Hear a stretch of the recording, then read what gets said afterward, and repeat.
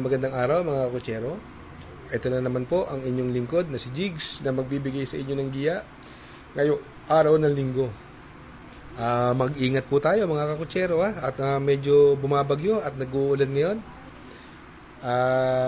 Kung meron kayong paspet, pwedeng manatili na lang po kayo sa bahay.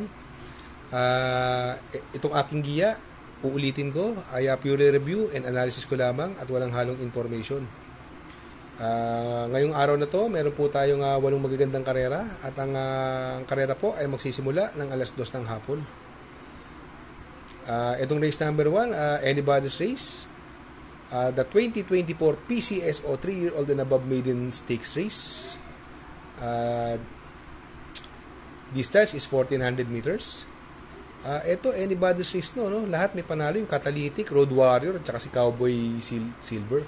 Itong si Catalytic, nagnubaturan po siya, nagpreba po siya ng 1.16.8. Way out in front po siya nanalo over Everland. Yung numero 2, si Road Warrior, hindi maganda ang huling barrier niya. Mukhang tinatago ang preba, pero bukod doon, may nabalitaan ako dyan. Nagnubato race siya na sa 1400 meters at nagpreba po ng 1.27 medya yan. Kaya malaki panalo niya kung yun ang itatakbo niya. Mukhang tinatago lang ang prueba. Pero dito ang may pinakamagandang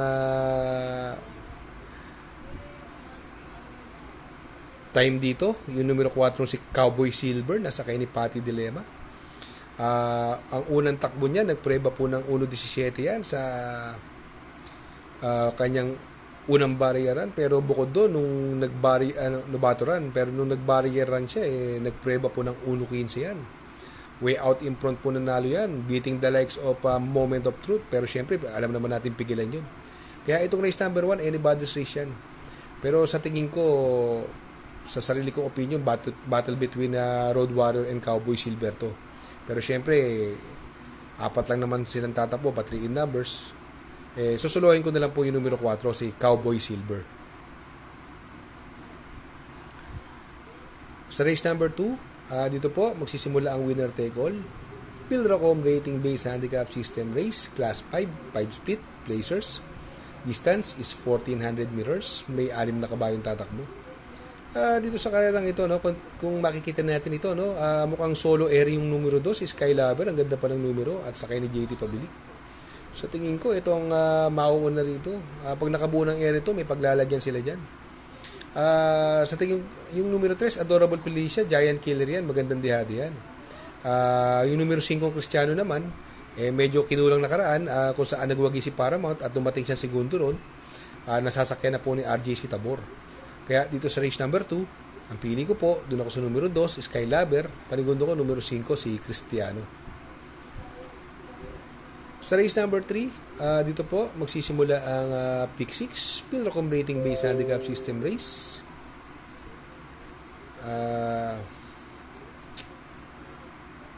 Class 5, 6 to 10 split. Distance is 1400 meters. May 9 na kabayong tatakbo. Anybody's race po ito, no? May mga panalo dyan, yung Aliana, Johnny Bunny, Coldplay, Maki Boy, Color Blast, Beautiful Day. Magulong karera to. Kung kukuha kayo rito ng mga 3-4, mukhang mahirapan pa kayo. Anybody's race po yan. Pero ako, ang pili ko po dyan, yung binigay na kay Jan Alvin, gamay na gamay niya po to at angkop ang distansya. Yung numero 7, Maki Boy. Yan po ang napupusuan ko dyan. Ang tingin ko pwede magbigay ng magandang laban. Ito, wala pang labas to, no? Yung numero 8, Color Blast, nasa kay ni Jomer Storke, distansya niya rin po yan.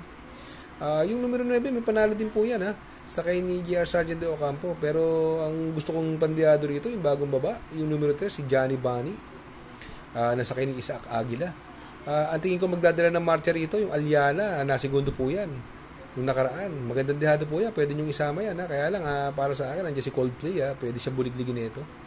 Pero para sa akin, itong race number 3, ang pili ko po rito, doon ako sa numero 7, Maki Boy. Panigundo ko, numero 8, Color Blast. At isasama kong pandiyado yung numero 3, si Johnny Bunny. Sa race number 4, dito po magsisimula ang Pick 5, Pilracom rating based handicap system race, class 4, 16 to 21 split. Distance is 1400 meters. Dito may 8 kabayo tatakbo, no? Marami may panalo po dito, no? Andyan yung California King. Ito, kinulang ng karera. Nagulangan lang po yan ni work from home, hindi lumagpas.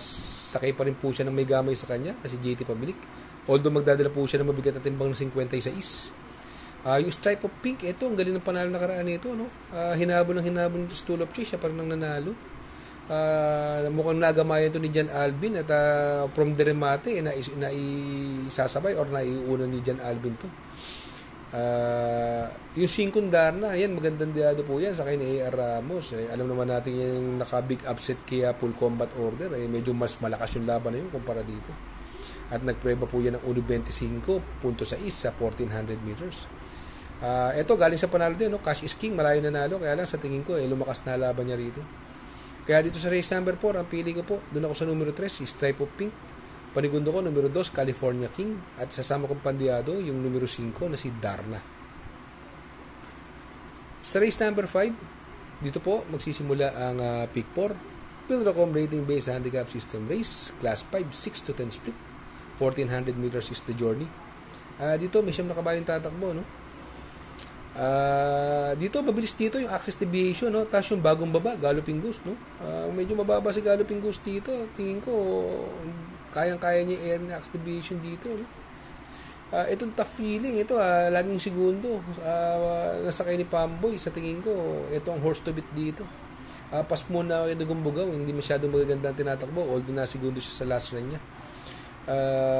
Pwede rin pang giant killer yung 7 of Diamonds dyan, no? Pwede makadiyado yan. Nasakay ni King Flores, gabay niya po yan. Pero ako, ang pili ko po rito, doon ako sa numero 4, tough feeling. Panigundo ko po rito, yung numero 7, si Galloping Ghost. Sa race number 6, Pilracom rating based handicap system race, class 5, 11 to 15 split. Distance is 1400 meters. May 10 kabayong tatakbo. Dito sa karerang ito, no, ang medyo may mga tulin dito, yung Don Lucas, ang ganda ng numero, no? Kaya lang ako pag nakikita kong tumatakbo si Don Lucas sa mababang numero, hindi maganda lumundag Ito, tingin ko, wala na pauunahin si Bandido rito, although may bilis niya si Victorious. Nung karera, hindi maganda tinakbo ni Bandido, hindi kasi siya nauna ron Pero ngayon, although nasa labas siya, pag hindi lang maganda ilundag ni Don Lucas, siya na mauna, sa tingin ko, may paglalagyan na sila dyan. Sa tingin ko, pwede tumalo yung bago mabang numero 3 na si Queen Gabi, nasasakay ni Michael De Jesus. Yan, may mababa na po sa laban yan. Napapalaban niya kila Sabawani. Alam naman natin Sabawani, imported horse po yun. Yung numero 9, Mythic Laila. Ito, magaling kay BJ Galleta to. Although hindi maganda huling tinakbo niya, mukhang inayaw lang ng karera to. Dahil pababain siya noon, 54 na timbang. Sa tingin ko, malaki panalo niya. Kaya dito sa race number 6, ang pili ko po dyan, doon ako sa numero G, si Bandido. Panigundo ko, numero 3, Queen Gabi. At sasama kong pandiyado yung numero 9, si Mythic Laila. Sa race number 7, penultimate race, Pilracom rating based handicap system race, class 5, 11 to 15 split. Distance is 1400 meters. Dito may 10 kabayong tatakbo, no? Ang mga mabibilis po dito, andyan si Fortress, sure yan, matulin yan. Little Annie, mabilis, tawi-tawi, nanalo nakaraan niya na banderang tapos.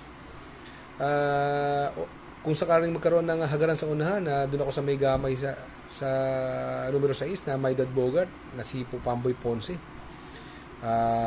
Yan ang nakukursundahan ko dyan. Ang tingin ko pwede tumalo dyan, kung sakaling magkaroon ng lutsahan dyan, yung numero 2, si Destiny, nasakay ni Jomer Stolke, gamay niya po yan. Kaya dito sa race number 7, ang pili ko po, doon ako sa numero 6, Maydad Bogart. At ang panigundo ko po rito, yung numero 2, si Destiny. Sa race number 8, last and final race, Pilracom rating based handicap system race, class 4, 22 to 27 split. 1400 meters is the journey. Dito may 11 kabayong tatakbo. Another anybody's race. Siyempre may mga panalo dyan. Elegant Lady, High Society, Doña Chichay, Golden Sunrise, American Paraya, Grand Jackpot, Benji's Player, Bad Boy MJ. Pero ako, sa tingin ko, ang mga pwedeng mauna rito yung Doña Chichay at saka si Benji's Player. Although si Benji's Player kasi magdadala ng mabigat na 57. Kung sakaling mauna si Doña Chiche, baka mahirapang humabol. Pwede makabuo ng area yan, magandang dihado yan, Doña Chichay. Isa pang mabilis, numero 1, Elegant Lady. Kaya lang, hindi ko gusto numero ni Elegant Lady. Pag mababa numero nito, hindi maganda lumundag. Pero ang tingin ko dito, kung sakaling magkaroon ng lutsahan, itong horse to beat dito, yung numero 6, si American Paraya. Nasasakyan po ng apprentice sa si JL Ciego Jr. Ito, galing sa segundo nakaraan, yung numero 5, Golden Sunrise. Nagamaya na po yan ni Christian Garganta. Siyempre, isasama natin dihado pa rin yung kabayo ni Boss JC. Yung numero 4, Doña Chiche, baka makabuo na ere. Kaya dito sa last and final race number 8, ang pili ko po dyan. Doon ako sa numero 6, American Paraya. Panigundo ko numero 5, si Golden Sunrise. At sasama ko pandiyado yung numero 4, si Doña Chichay. Good luck mga kakutsero. Sana po ay matapat ang ating giya. At yung mga nakasunod, sana po ay magsitama po kayo. Ako ay magpapasalamat lamang sa subscribers, viewers, likers, sharers, and soon to be subscribers. At makikisuyo muli. Please like, share, and hit the notification bell para updated po kayo sa aking mga giya. Good luck po and happy racing.